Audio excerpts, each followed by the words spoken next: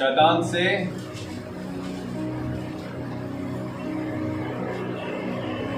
ये मैं इसलिए लिख रहा हूं कि आप लिखें इसको घर जाके और भी अच्छे से बाइबल के नोट्स के साथ, और जरूर घर में जाके चिपकाएं ताकि आप रोज अपनी हालत को देख सकें। यदि मसीह के प्रेम में हम नहीं जीते हैं तो हमारी दशा ऐसी है। ठीक है, भले कुछ और घर में पहाड़ और नदी का फ्रेम लगाने से बेहतर है इसको लिखकर फ्रेम बना के लगाओ, तो ताकि थोड़ा अकल आए खुद को रोज, क्योंकि हम भटक जाते हैं ना, भूल जाते हैं। तो अच्छा क्या है, घर में सीनरी लगाने से अच्छा, पोस्टर लगाने से अच्छा, जो चार्ट पेपर आता है उसमें बड़े बड़े शब्दों में लिखिए और अच्छे से चिपकाइए हमें, और ऐसी जगह में चिपकाइए जहां आपसे गेस्ट मिलने आते हैं, चाय पीने आते हैं, ताकि वो भी देखें, चाय पीते पीते बात करें आपसे, भाई ये क्या है। तो ये पढ़ेगा तो अगर कोई शिकायत करने भी आएगा तो नहीं करेगी। सही। ओके, 4 का 7, उसके बाद 4 का 8। वह परमेश्वर को नहीं जानता या परमेश्वर उसे नहीं जानता। वह परमेश्वर को नहीं जानता। बोर्ड में उतना अच्छा हैंडराइटिंग नहीं होता है, काम चला दीजिए। वह परमेश्वर को नहीं जानता। हो सकता है कि आप 10 साल पुराने विश्वासी हो, अपने आपको कह सकते हैं हम 10 साल पुराना, 20 साल पुराना, लेकिन आपके अंदर अगर यीशु का प्रेम नहीं है तो आप परमेश्वर को अभी भी नहीं जानते हैं। अपने दिमाग से जानते हो, लेकिन सच में नहीं जानते हो। मुंह से जानते हो, दिमाग से जानते हो, लेकिन आपके अंदर यदि मसीह का प्रेम नहीं है तो यीशु मसीह के साथ आपका कोई लेना देना नहीं है। हो सकता है कि आपके पापा, आपके माँ, आपकी पैदाइश मसीही हो, लेकिन प्रभु की संतान आप नहीं हो सकते। आपके 4 पुस्त हो सकते हैं कि भाई वो मसीह हो सकते हैं, लेकिन यदि आपके जीवन में मसीह का प्रेम नहीं है तो आप मसीह के नहीं हैं। यदि आप मसीह के हैं तो प्रमाण क्या है, उसका प्रेम दिखना चाहिए। आमीन। एक राजा को कैसे पहचानेंगे? उसके वस्त्रों के द्वारा। एक राजा को पहचानने के लिए उसके बच्चों का भी वस्त्र, उठना बैठना राजा का सा होगा कि नहीं?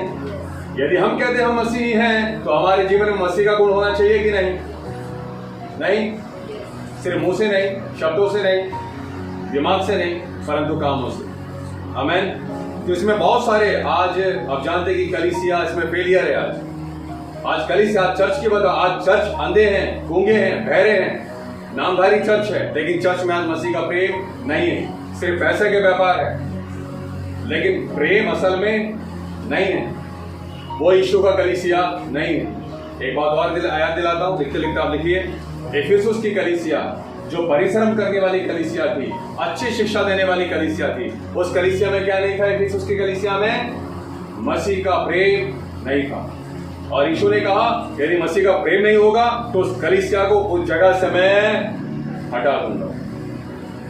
इसलिए समय रहते हुए कलीसिया को पश्चाताप करना है। ये आज हम इसलिए सीख रहे हैं कि आज हम अपने जीवन को एनालाइज कर सकें, समझ सकें कि आज हम कहां पर हैं। यदि आज हमारे जीवन में मसीह का प्रेम नहीं है तो पश्चाताप करें। आमीन। नाउ नेक्स्ट 4 का 12।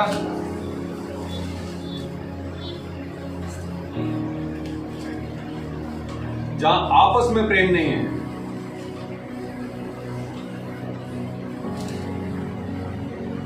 जहां आपस में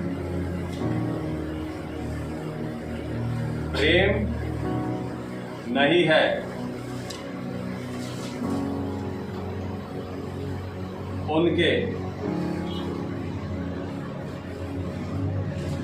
उनके बीच कौन निवास करता है? उनके बीच कौन निवास करता है? जी हाँ, बहुत से लोग बोलते हैं परमेश्वर है, परमेश्वर है, लेकिन बाइबल ये भी कहता है शैतान नाम का भी कोई है जो बाहर की दुनिया विश्वास नहीं करती, सिर्फ परमेश्वर पर विश्वास करती है। अगर परमेश्वर है तो बुराई कहां से आया? अगर बुराई और पाप का जिम्मेदार शैतान है, पाप और बुराई का जिम्मेदार परम ईश्वर नहीं है। इस संसार में 3 आत्मा है, परमेश्वर का आत्मा, शैतान का आत्मा, मनुष्य का आत्मा। पाप शैतान के द्वारा आया, जीवन और प्रेम और शांति और उद्धार परमेश्वर के द्वारा आया। सो मनुष्य चुनाव कर सकता है, शैतान या परमेश्वर, दोनों में से कोई एक।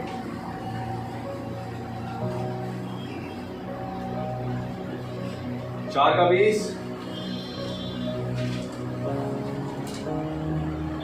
वह झूठा है।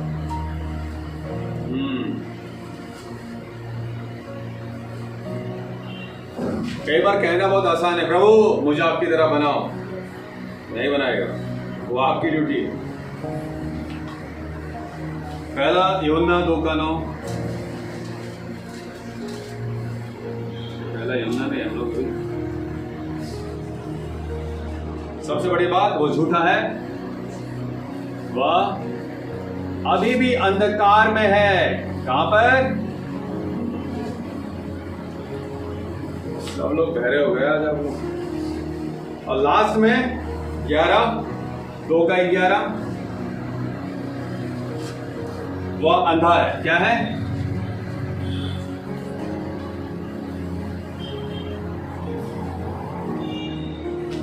सो ये क्वालिफिकेशन है उसका, जिसके जीवन में यीशु का, प्रभु यीशु का, परमेश्वर का प्रेम नहीं।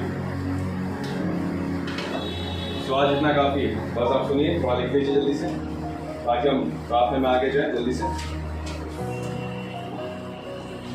फोटो खींचने वाले बाद में लिखना इसको घर जाके, शॉर्टकट नहीं,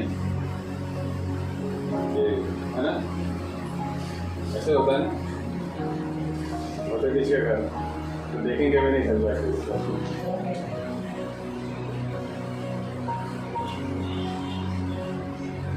सेवन हो गया।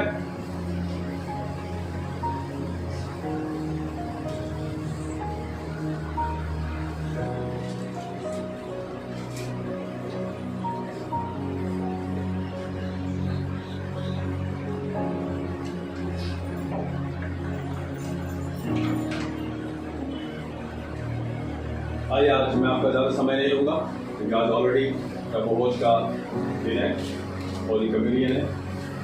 इसलिए हम सीधा प्रार्थना की ओर जाएंगे। कुछ बातें मैं सिर्फ आपको बताऊँगा, क्योंकि इसमें बहुत सारी चीज़ें पढ़ने के लिए सिर्फ 2 ही चैप्टर है। अगर चैप्टर 2 और 3 आप पढ़ते हैं, पहला यूहन्ना 2 और 3 और 4 पढ़ते हैं, तो आपके आँखें खुल जाएंगे। हमें आपका, मैं ये सिर्फ ये नहीं कह रहा, आपका व्यवहार भी बदल जाएगा, लेकिन बात ये कि रोज़ आपको ये पढ़ना, जैसे कि मैंने कहा था, पहला कुरिन्थी 13 रोज़ पढ़िए, मैंने बोला था आपको। वो रोज़ पढ़ने से, रोज़ प्रैक्टिस करने से, जैसे कोई जिम में जाता है, एक दिन में बॉडी नहीं बनती, रोज़ प्रैक्टिस करते हैं, वैसे आत्मिक जीवन में भी बलवंत बनना है तो रोज़ प्रैक्टिस करना है। तो आत्मिक जीवन में परिश्रम है, रोज़ एक बातों पर फोकस कीजिए। किसी पहलवान ने कहा था कि मैं उनसे नहीं डरता जो 10,000 मूव्स जानते हैं, लेकिन मैं उनसे डरता हूँ जो एक मूव्स को 10,000 बार करते हैं। इसका मतलब क्या है कि आप 10 चैप्टर भी पढ़ दें, आपके जीवन में कोई इफेक्ट नहीं हो रहा है, परिवर्तन नहीं है, तो वो 10 चैप्टर आपके जीवन में परिवर्तन नहीं लाएगा। लेकिन यदि एक ही चैप्टर, एक ही पद आप 10,000 बार पढ़ते हैं, वो आपके जीवन को बदलेगा ही, एनी हाउ एनी कॉस्ट। आमीन। इसलिए जब भी आपके जीवन में कमजोरी है, उसी अनुसार वचन को पढ़िए, रोज पढ़िए, दवाई की तरह सुबह शाम पढ़िए। आमीन। क्योंकि हम बाइबल को एक मेडिसिन की तरह लेते हैं, वो आत्मा का मेडिसिन की तरह है। ये जीवन बदलने वाली किताब है, और ये जीवन मरी हुई है, क्योंकि ये ऐतिहासिक किताब नहीं है, हिस्ट्रिकल बुक नहीं है, परंतु बाइबल को कहा गया है ये एक जिंदा किताब है, जीवित किताब है। इसमें जीवन है, इसमें आत्मा है। लेकिन ये उसी के जीवन को बदलता है जो पढ़कर मानता है, पढ़ने वाले के जीवन को नहीं बदलता है, पढ़ने वाले के जीवन को नहीं बदलता है। तो इसलिए यदि आप सिर्फ पढ़ते हैं तो अपने आप को धोखा देते हैं, और नहीं मानते हैं तो, मेडिटेट नहीं करते हैं तो आप अपने आप को क्या देते हैं? 10 चैप्टर पढ़ने की बात भी आप अपने आप को धोखा देंगे। इसलिए जरूरी है जो कुछ आप पढ़ते हैं वो आपके जीवन में देहधारी होना है, प्रकट होना है। आमीन। वो बात आपके जीवन में होना ही है। हालेलुया।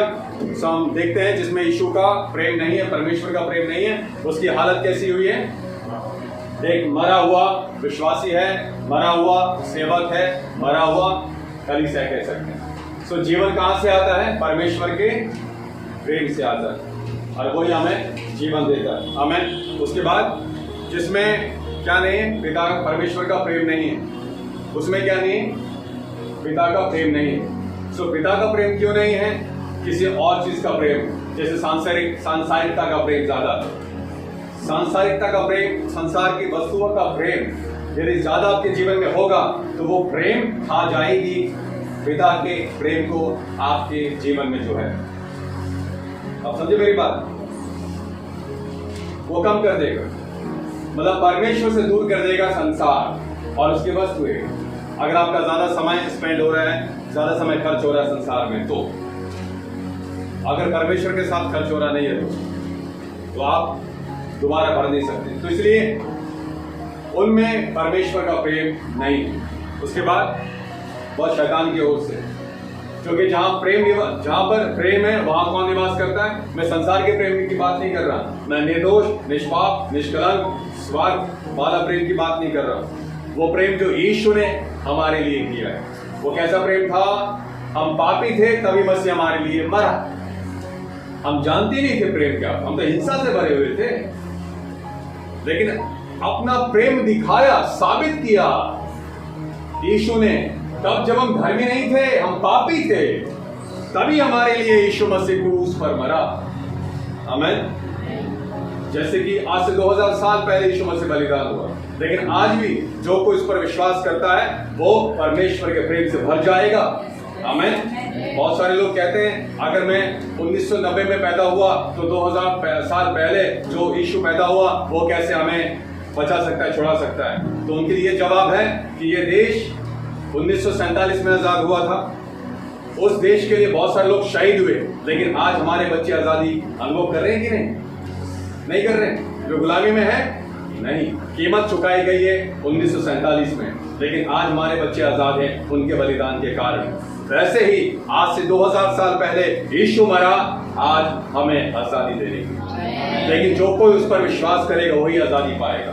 पूरा संसार पाप में है, सारा संसार पाप में है, लेकिन बाइबल कहता है जो कोई यीशु को अपना जीवन देगा, यीशु पर विश्वास करेगा, वही मुक्ति पाएगा, छुटकारा पाएगा, उद्धार पाएगा, शांति पाएगा। आमीन। ये एक चुनाव है। क्या है?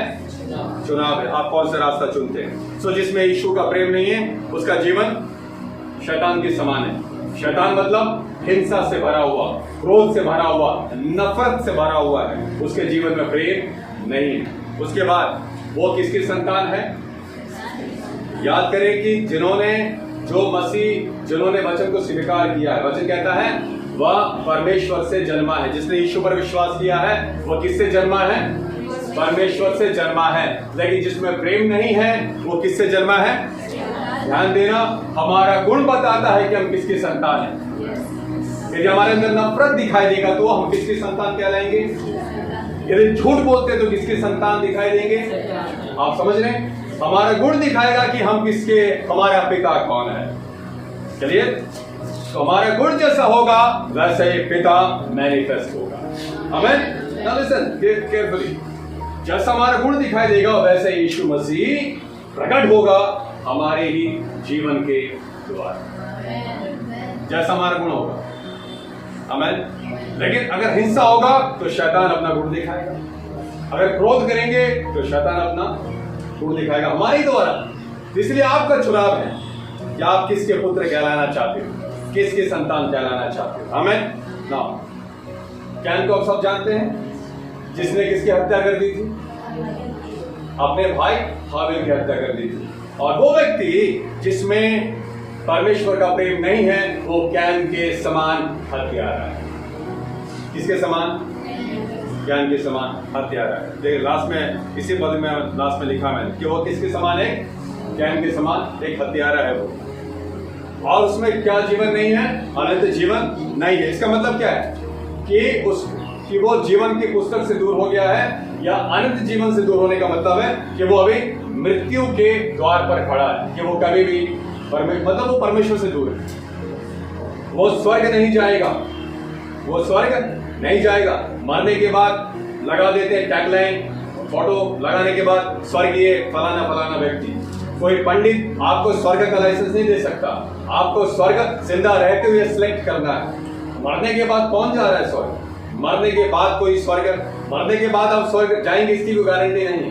आपको मरने से पहले चुनाव करना है कि आपको स्वर्ग जाना है या नरक जाना है। ध्यान दें, स्वर्ग और नरक एक तरह का घर है। जैसे कि हम रहने के लिए घर बनाते हैं, वैसे तो वो भी घर है।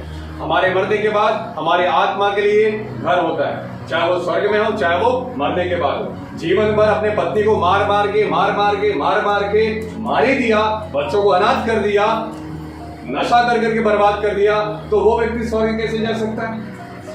कैरिबी के बाद फोटो खींच के लगा देंगे वो स्वर्ग चला गया। बाइबल या संसार, मैं कहूंगा कोई पंडित उसकी गारंटी नहीं दे सकता, कोई पास्टर उसकी गारंटी नहीं दे सकता।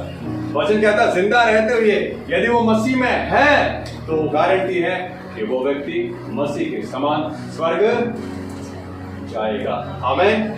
तो स्वर्ग के लिए भी आपको वैसा जीवन जीने की जरूरत।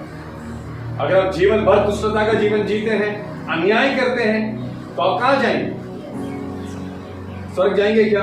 स्वर्ग पवित्र लोगों का जगह है, स्वर्ग न्याय पे चलने वालों का जगह है, स्वर्ग परमेश्वर के समान चलने वाले लोगों का जगह है। आमीन, हालेलुया, हालेलुया। सो उसमें अनंत जीवन नहीं है। उसके बाद वो शैतान से जन्मा है, वह परमेश्वर को नहीं जानता। जैसे कि मैंने थोड़ी देर पहले कहा आपको, हो सकता है 10 साल पुराने विश्वासी हो, लेकिन अभी भी यदि परमेश्वर में के प्रेम में आप सिद्ध नहीं बने हैं, परमेश्वर के वचन के प्रति आपके अंदर प्रेम नहीं है, प्रार्थना के प्रति आपके अंदर प्रेम नहीं है, आपको वचन पढ़ने में आलस लगता है, प्रार्थना करने में आलस लगता है, तो आप अभी तक परमेश्वर को नहीं जानते। इसका मतलब आप कौन है? अंधे हैं। जहां आपस में प्रेम नहीं है, उनके बीच में कौन निवास करता है? लेकिन ये बाइबल में नहीं लिखा हुआ, इसको मैंने रिवर्स किया है। लिखा हुआ है जहां आपस में प्रेम है वहां परमेश्वर निवास करता है, और जहां आपस में प्रेम नहीं है वहां कौन निवास करेगा? परमेश्वर नहीं है तो। समझे आप ना? उसके बाद वो व्यक्ति कैसा है? झूठा है, अंधकार में है, और वो व्यक्ति अंधा है, अभी तक मसीह को पहचाना नहीं। तो ये आज चर्च की हालत है, विश्वासी की हालत है, और एक सेवक की हालत है। इसलिए यदि मसीह ने जो कुछ हमारे लिए किया, इसलिए किया ताकि हम दूसरों के लिए भी वैसा ही करें। आमीन। हम पापी थे, प्रभु ने हमसे प्रेम किया और हमारे पापों को क्षमा किया। यदि हम किसी को देखते हैं पाप करते हुए, नम्रता से उसको समझाएं, मसीह के प्रेम को प्रकट करें, नफरत ना करें, घृणा ना करें, पश्चाताप का मौका दें। आमीन। सो मसीह ने जो कुछ हमारे लिए किया वो नमूना था कि हम भी वही करें। आमीन। सो उनका जो मसीह में जीवन नहीं जीते हैं, उनका मसीह के साथ कोई संबंध नहीं, इसलिए हमारा प्रेम संसार से नहीं होना चाहिए। हालेलुया। तो इसलिए आज आपके पास मौका है, प्रभु इसमें से कोई भी बात यदि आपके जीवन में नहीं है तो आपका समय है पश्चाताप करने का कि प्रभु मुझे क्षमा करो, जो प्रेम आपने मुझसे किया है मैं विफल हूं, मैं नहीं कर पा रहा हूं, मैं नहीं चल पा रहा हूं, मुझे क्षमा करो। आमीन। ना अब हम जाएंगे प्रभु खोज लेने के लिए। यीशु का लहू और उसकी देह प्रेम का प्रमाण है। वो बलिदान की रोटी, बलिदान का लहू, प्रेम रूपी बलिदान का लहू और रोटी। आमीन। वो बलिदान किस लिए हुआ? प्रेम के खातिर। इसलिए वो बलिदान रूपी जीवन हमारा होना चाहिए। अगर वो नहीं है, वो प्रेम आपके अंदर नहीं है, वो पश्चाताप यदि आपने नहीं किया, तो कैसे क्वालिफाइड हो सकते उस बलिदान की रोटी को खाने के लिए, पीने के लिए? आमीन। इसलिए यदि आप मसीह की देह में सहभागी होना चाहते हैं तो मसीह का प्रेम आपके जीवन में होना चाहिए। आमीन। प्रभु आपको आशीष दे। आइए प्रार्थना करें।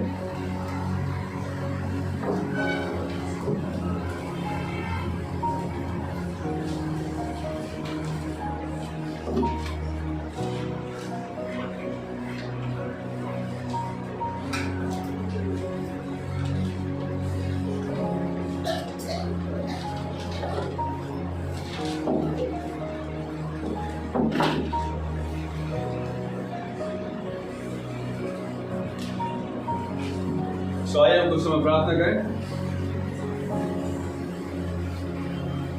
सब सीधा प्रभु की ओर जाएंगे प्रार्थना के साथ। सो आराधना में कोई सहायता कीजिए जल्दी से।